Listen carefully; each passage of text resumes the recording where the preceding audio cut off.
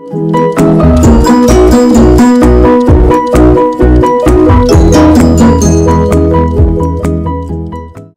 día. El día de hoy les hablaremos del volumen de un barril de vino según Kepler.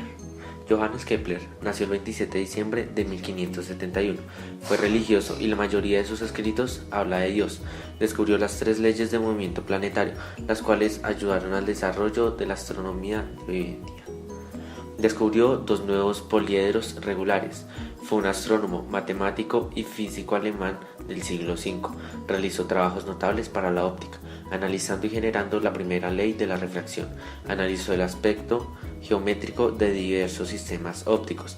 El método para hallar el volumen de los sólidos de revolución se considera como la contribución al desarrollo de cálculo infinitesimal. ¿Dónde surge este problema? Kepler llevó una nueva esposa a su casa y con esta una gran cosecha de uvas nobles. La costa de Lis estaba llena de barriles de vino. Se llevaron a la casa de él varios barriles de vino y unos días después un mercader fue a determinar el precio de cada uno de ellos. El mercader introducía la punta de cobre de una regla por el hoyo de llenado del barril, atravesándola hasta llegar al fondo del barril. Después de ver la marca de vino en la regla, determinaba el precio del barril.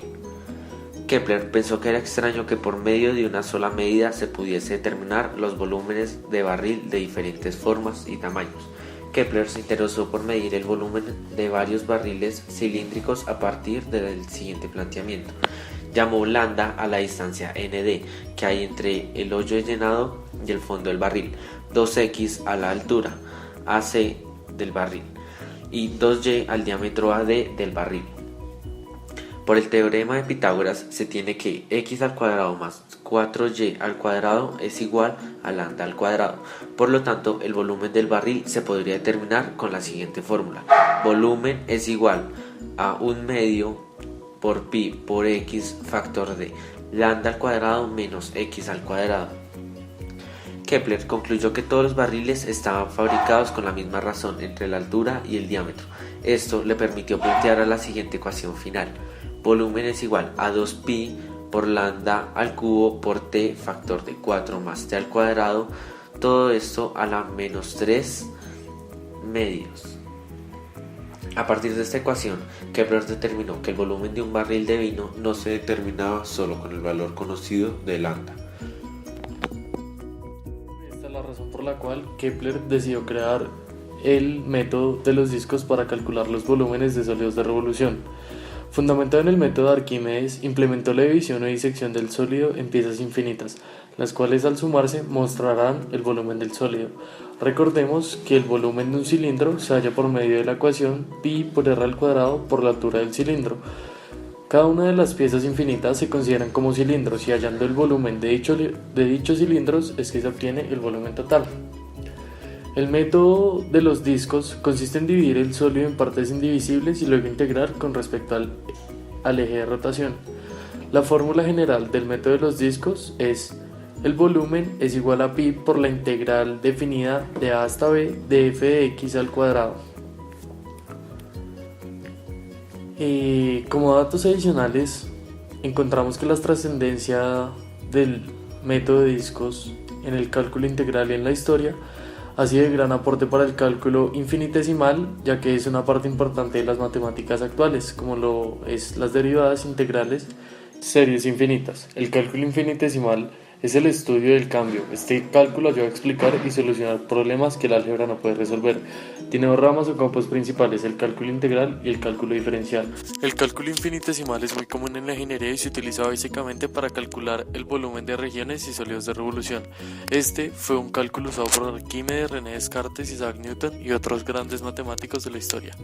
Como aplicación adicional en la vida cotidiana y en la ingeniería industrial lo encontramos en la optimización de los sistemas de producción, estructuración de órdenes, programación de tratamientos por lotes, cantidad de material necesario, adaptando la organización de la fábrica y en las secuencias de movimientos.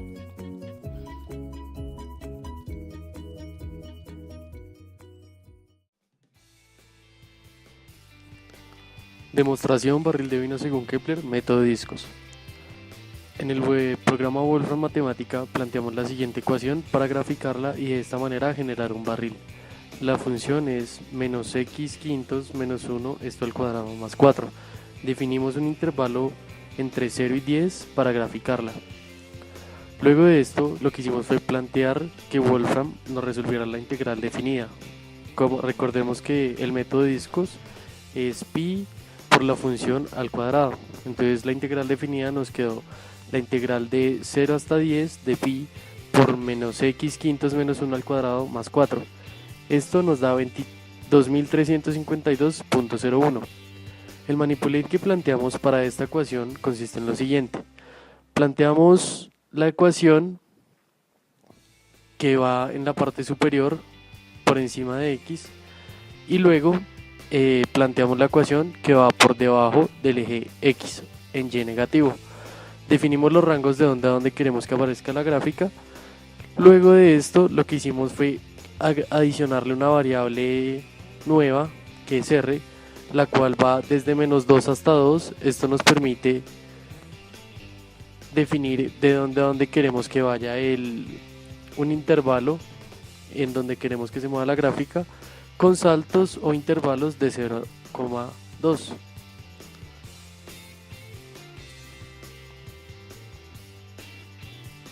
Como podemos ver, este es el manipulate de la primera parte de nuestro trabajo.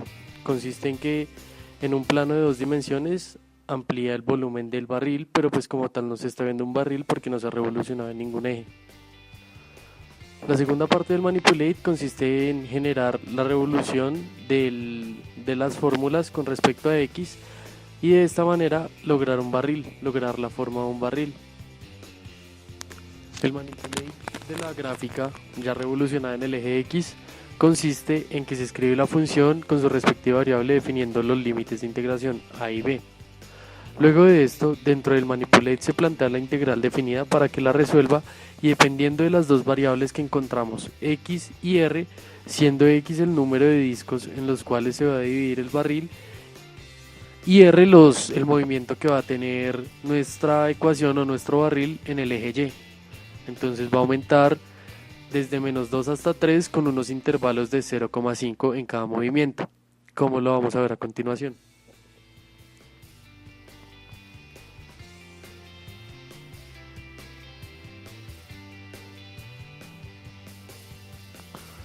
A medida que x va aumentando el número de divisiones que se hacen dentro de barril, el volumen va a ser más exacto, como se puede ver en este momento.